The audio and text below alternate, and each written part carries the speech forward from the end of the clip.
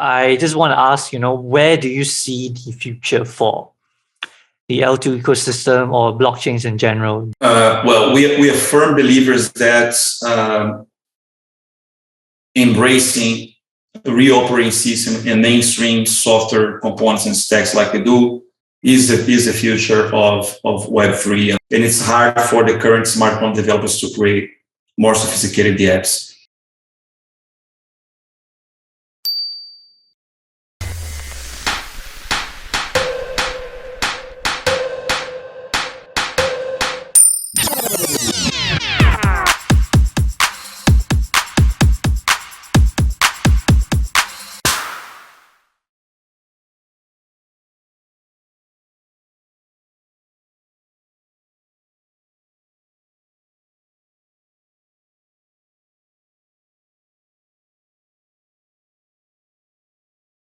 Hello, everyone. My name is Ben, and as usual, I'm the host of today's podcast.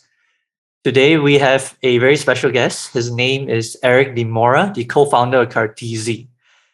Welcome to the show, Erick.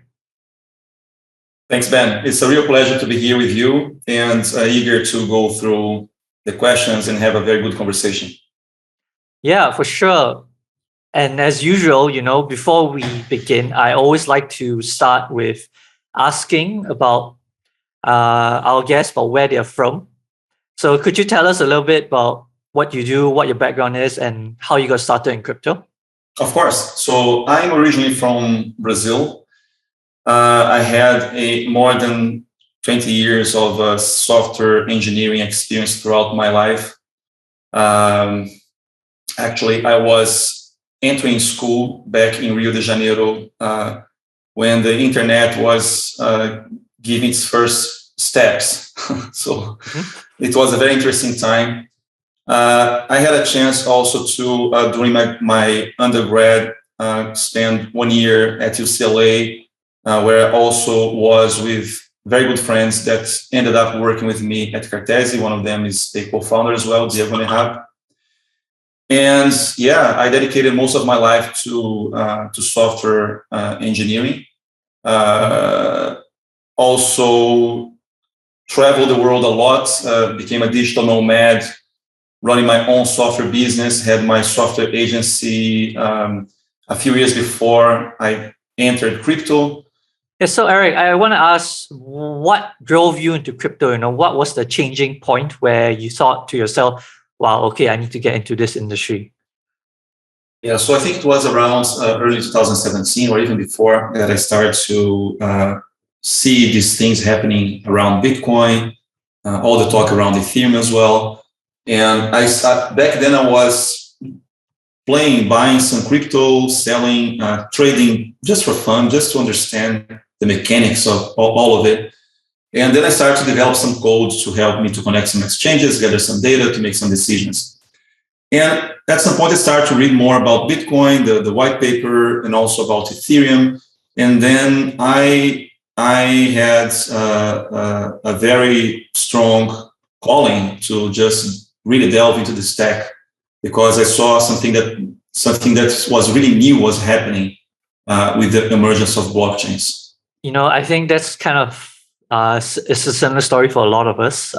Maybe not so much for myself, but it's interesting, because a lot of the founders that come on, they always tell us, that was the changing point. And I think it really reflects, the potential for this industry. Absolutely. I think it's a disruption in the matrix of how we did computer science until then. And it's a whole new horizon for people. Yeah. So, let's just dive into the topic of today, which is actually Cartesi or Cartesi. Not sure really, I hope I'm pronouncing it correctly.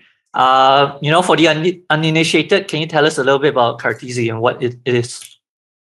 Yeah, Cartesi is a project that started early 2018, actually at the beginning of the huge bear market we had back then.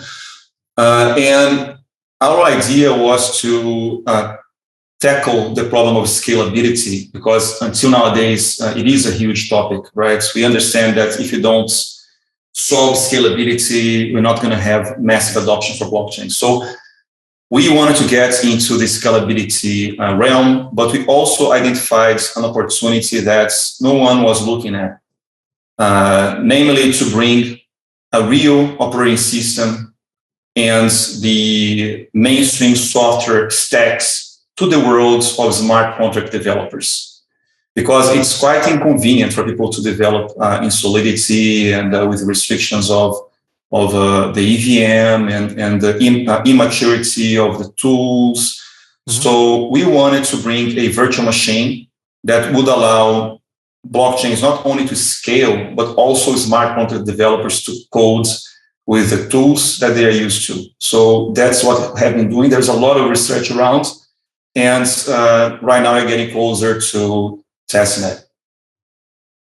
That's really cool because, like you said, Solidity was designed quite a while back, and over time we have many new languages that came up, including Rust for Solana, for example. And I was wondering about how does your software compare against to these other chains? I'm glad you asked this question because normally, the first thing that people may understand when you talk about what you're building is that, okay, so with Cartesi, we can use any language we like. Yeah, that's true, but that's not the most important aspect here, because of course people can develop in Rust with Cartesi, they can develop in JavaScript, in Python, whatever they like. But the most important thing is that it's not only the language support, it's the support to everything that can compile for Linux, everything that has been built in the open source software space.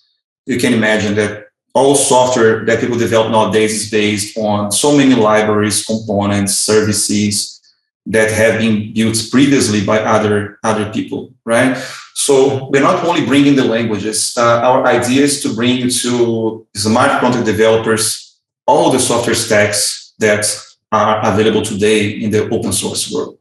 So if you ask me how we compare to, let's say, Solana that supports Rust or other blockchains that support other languages, I would say that yes, they support other languages, but still it's what we call normally as freestanding environments or language. You don't have a host environment where you can have all the libraries. You only have very basic features of the language, but you don't have the standard libraries and all these components that are available outside. So if I understand it correctly, right? Because like you said, one of the key things for Cartesi is you guys are also onboarding Linux, which is actually a great asset because, like you mentioned, there's a host of libraries already behind that language, and it's not like the current state of the crypto ecosystem, right? Because a lot of languages are very new, and I'm guessing this is one of the biggest selling points for Cartesi. Absolutely. Usually, we like to highlight two major benefits or value propositions for Cartesi. One being that the current smart contract developers, by using Cartesi, they can express much more, build much more powerful and complex smart contracts and applications because they can have access to all these libraries and components. They don't have to reinvent the wheel. And the second aspect that's also very important, not less important than the previous one, is that we reduce a lot the entry barrier for the normal developer out there. So developers nowadays, if they want to enter blockchain, develop the apps, they have to master Solidity, understand a new language, and get used to all the tools and the paradigms of developing for blockchains.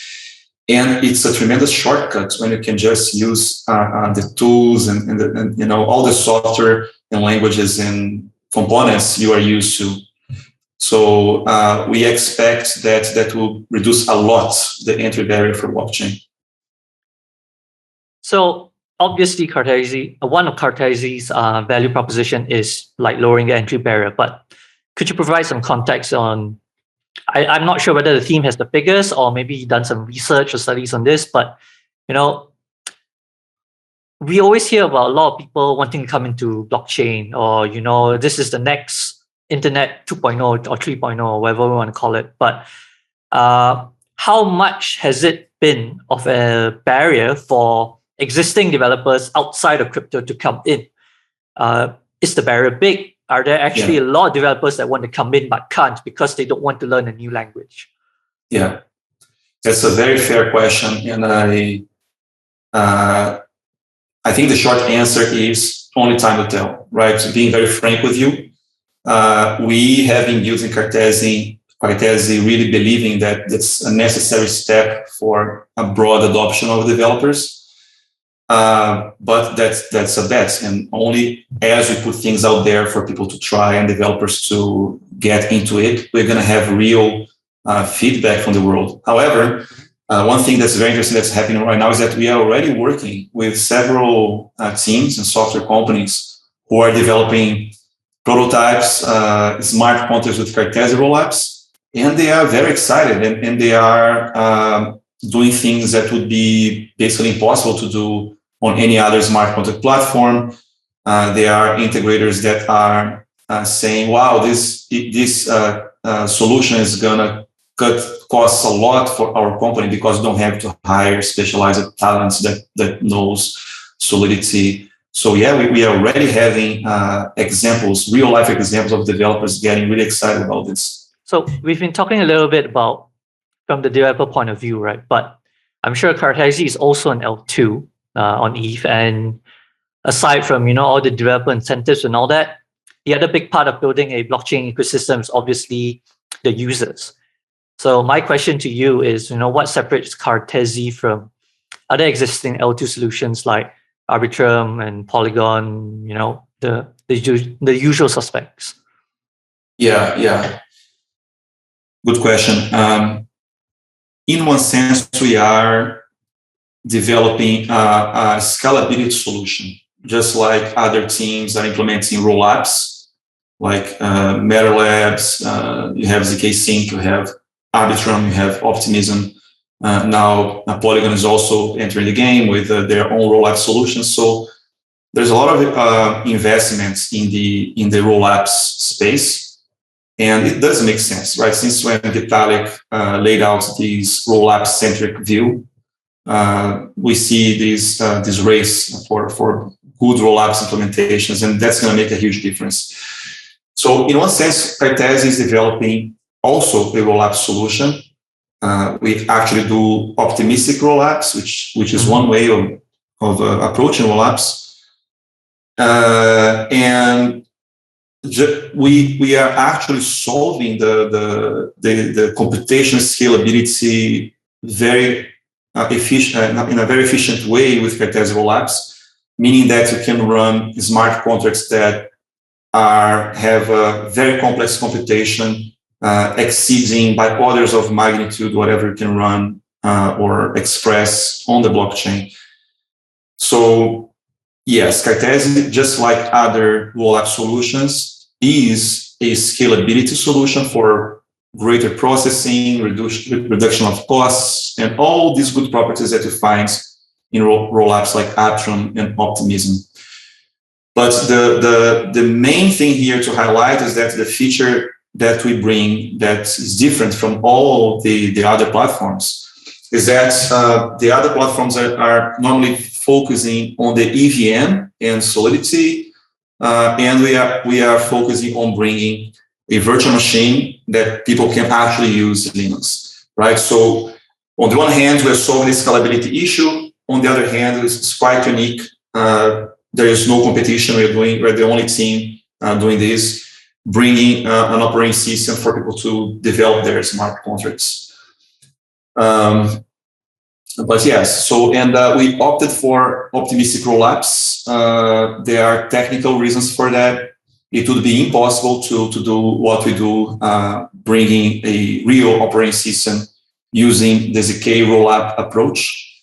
Mm-hmm. So we are implementing a variant of optimistic rollups with interactive dispute resolution, which is similar to what Arbitrum is doing. Mm-hmm.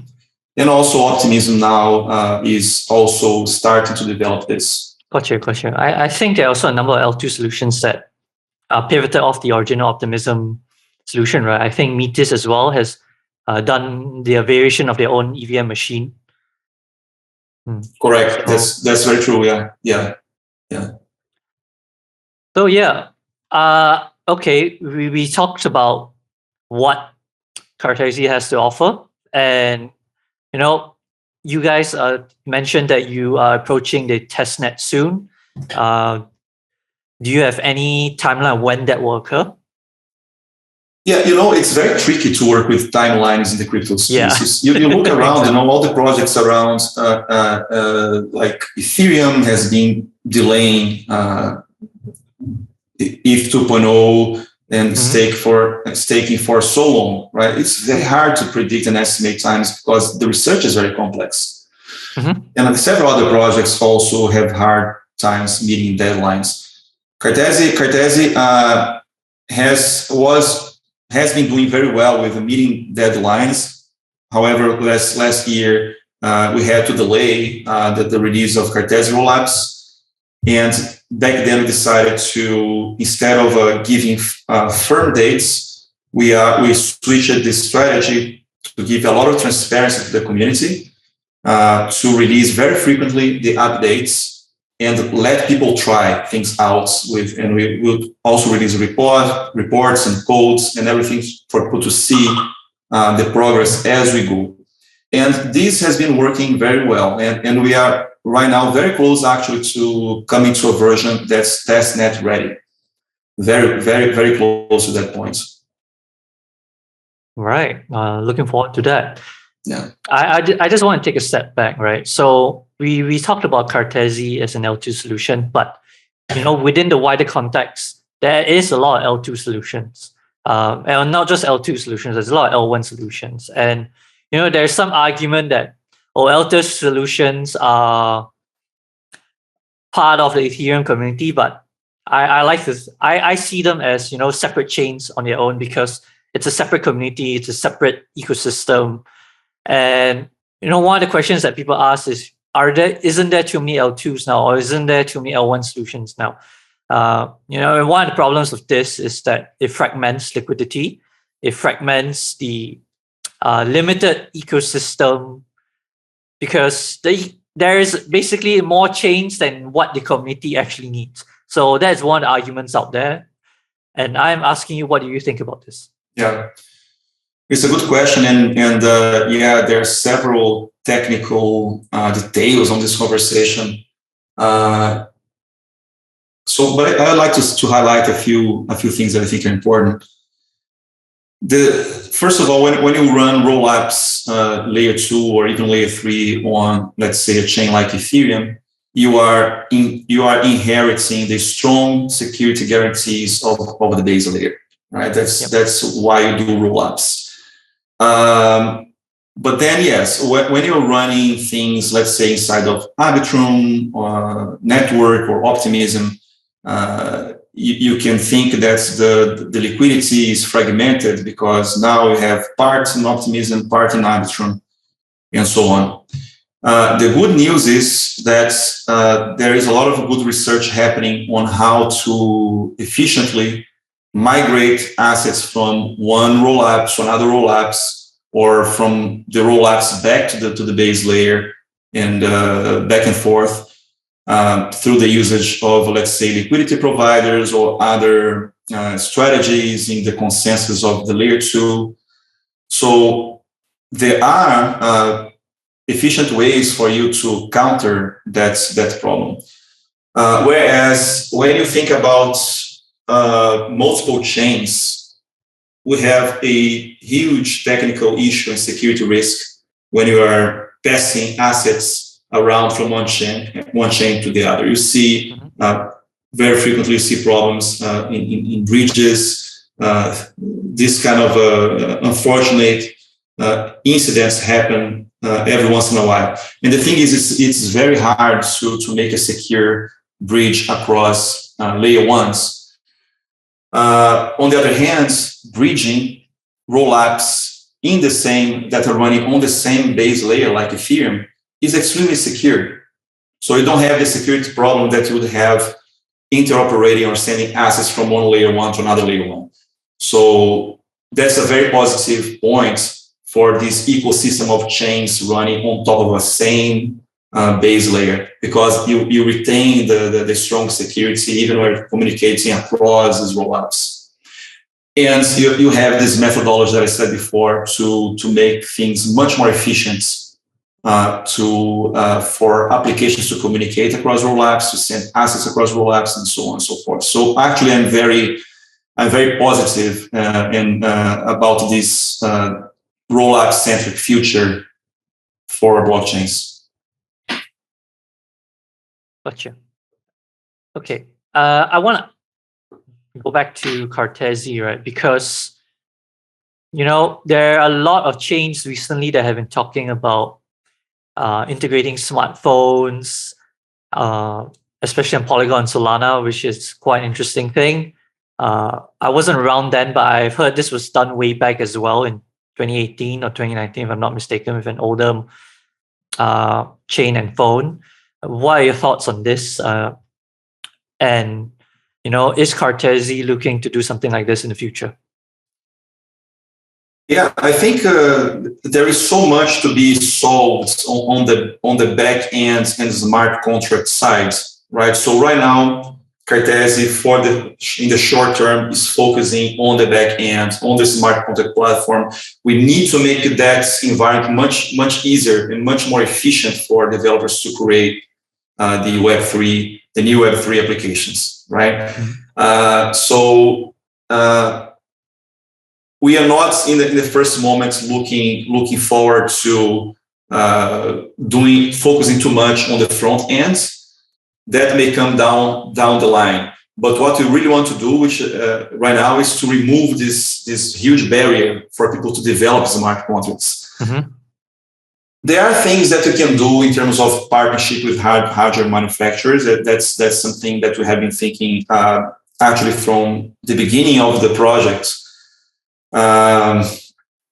So the idea is that people will be able to run Cartesi rollups validator nodes even from their computer, and thus that should be very decentralized, very easily accessible to anyone with a normal computer to participate in the consensus or the validation of applications.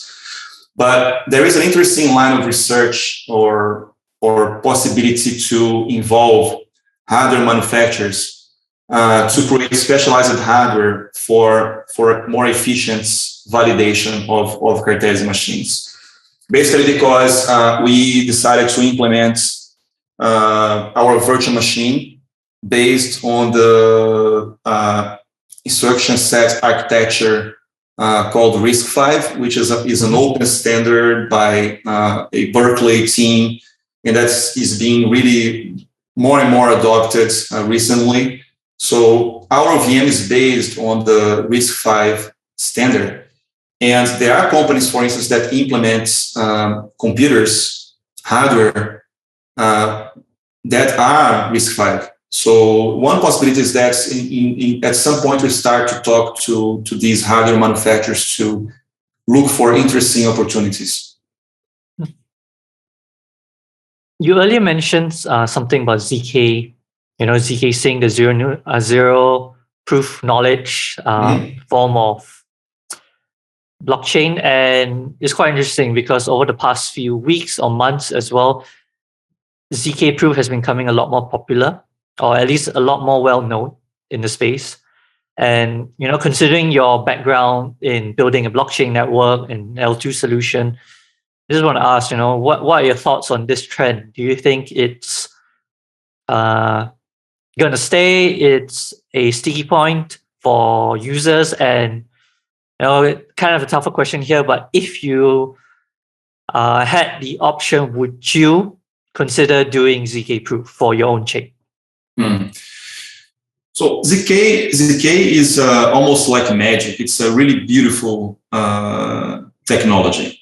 It's very impressive what you can do with ZK. Actually, recently I wrote a Twitter thread about my thoughts on ZK.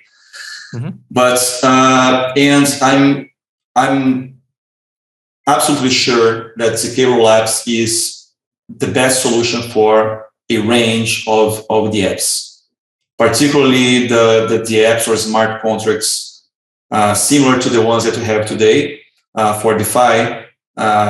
Let's take DeFi, for instance. So DeFi today implements very simplistic smart contracts, because people have to be very economic in the way they use computational resources, data, and everything, because everything's super expensive, right? Because they have to pay gas costs. So DeFi nowadays is based on very simplistic smart contracts. And for this kind of simple smart contracts, ZK Rollups is probably the best solution, because you can actually scale things very well, and you, because you have validity proofs instead of arbitration like you have in optimistic rollups, because you have validity proofs, the security is, you have slightly better security than optimistic rollups, and is more efficient for people to just check that things are valid, whatever is coming from ZK. However, and that's the reason why for Cartesi rollups, or Cartesi's vision as a whole, ZK rollups is not the adequate vision, because as computation starts to get more sophisticated, or especially when you want to embrace a general purpose computation model based on real operating systems like we are doing, ZK rollups would be impossible to do that. So you could not run a Linux virtual machine on a ZK rollup layer 2. And there are technical reasons. I explored them a little bit on my thread, but basically it would be computationally very hard to pull it off-chain. Gotcha. Especially when you have to deal with large amounts of data and memory spaces, just like you do with operating systems. Nowadays, even for people to sort an array in ZK rollups, they are limited to very small memory ranges. So dealing with memory is particularly difficult with ZK rollups. When you're talking about memory, I'm not technical by nature, so I just want to clarify, are you talking about like RAM memory or like storage memory, or neither? Yeah, actually both, but the memory that the program has available for it to deal with, right? So if I'm developing a program for an operating system, usually the operating system maps a huge region of RAM and also virtual memory. That is, it pretends that it has more RAM than it has because it's counting on your hard drive, right? So the operating system does all this kind of magic, and it kind of creates a virtually infinite memory address space for you. So when you are a normal developer developing for an operating system, you just don't worry too much about these memory constraints, because you are using these resources from the operating system. When you go to smart contracts on the EVM model, and you are very limited by what these solutions can deliver, then you have to be very economic on how you deal with data, with storage, with memory, everything. Gotcha. Thank you for the explanation. Just wanted to clarify. Yeah. So, we talked a little bit about the trends in L2s, but I just want to ask, where do you see the future for the L2 ecosystem or blockchains in general? Do you think that traditional operating systems will begin to implement blockchain technologies in the future, or vice versa? Would you see more blockchains adopting your approach and going the developer-friendly route, onboarding traditional OSs onto crypto? Well, we are firm believers that embracing a real operating system and mainstream software components and stacks like we do is the future of Web3 and blockchain. It's very hard to imagine a future where you're going to have a massive construction in this space without something like this. So yeah, but of course we are biased, right? But because that's what we do, but we really believe that, and that's for the reasons that I exposed before, right? Because it's hard for the mainstream developers to enter when they don't have their tools, and it's hard for the current smart contract developers to create more sophisticated apps. And if you go to the vision of, let's say, Vitalik or the Ethereum Foundation, Vitalik is a big advocate of applications that are very innovative, that not only express financial possibilities, but he is a person who wants to see games and many other industries developing, flourishing on blockchain. The problem is that due to the scalability limits, Ethereum has become gentrified. So only people who have a lot of money can, do transactions on Ethereum, or it's only a layer that will support other layers where you can be more efficient. But the whole vision, the long-term vision of Web3 and blockchain is not to stay with a simple DeFi, smart contracts, or NFTs.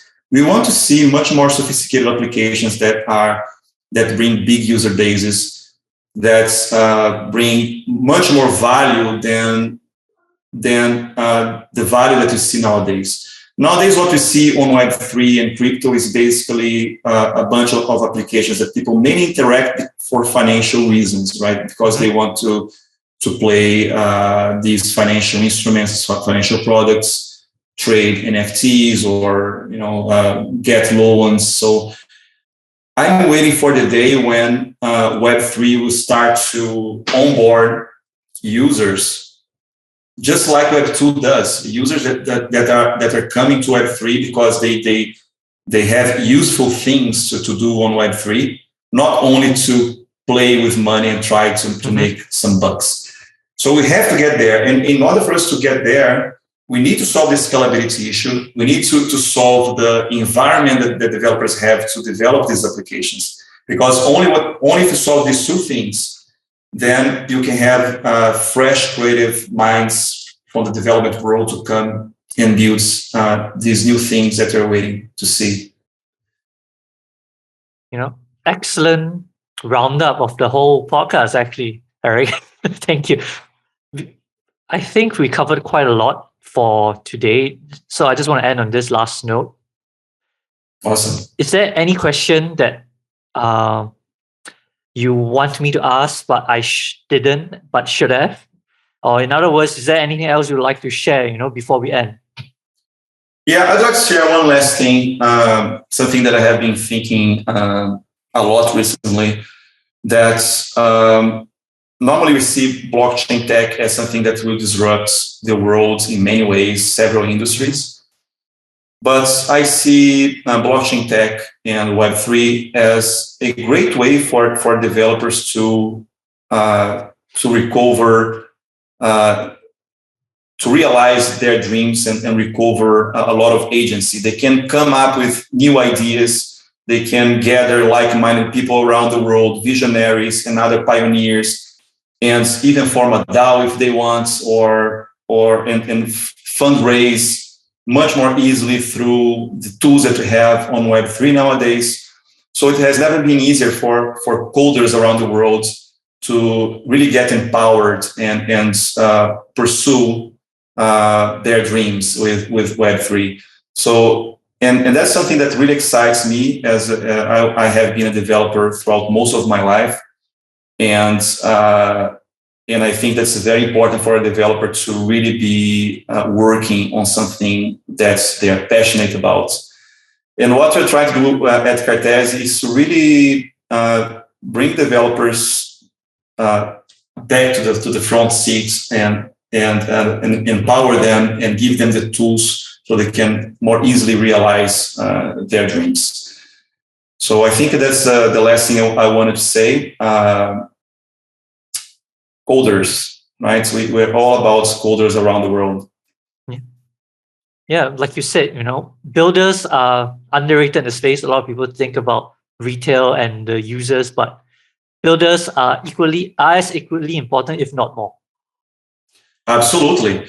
And to the extent that these developers create more interesting applications that are actually useful for people, then users will come as a response, right?